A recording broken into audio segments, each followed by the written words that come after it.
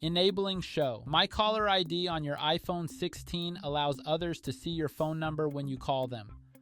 This can help make your calls more identifiable and likely to be answered by the receiving party.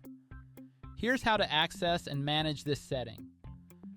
To begin, swipe up from the bottom of the current display to get to the home screen. From the home screen, tap on the settings icon. Once you're in the settings menu, scroll all the way down to the bottom and then tap on Apps. Now find Phone from the list of apps and then tap on it to proceed. Once you're in the phone app settings, navigate to the Call section and then tap on Show My Caller ID. Finally, tap the toggle switch to turn the feature on or off. When turned off, your number will appear as private or unknown to recipients. When enabled, your phone number will be visible to those you call.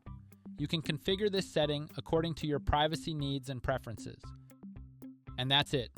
Please subscribe to this channel if you found this video helpful. Thanks for watching and stay tuned for more relevant smartphone tutorials and troubleshooting guides.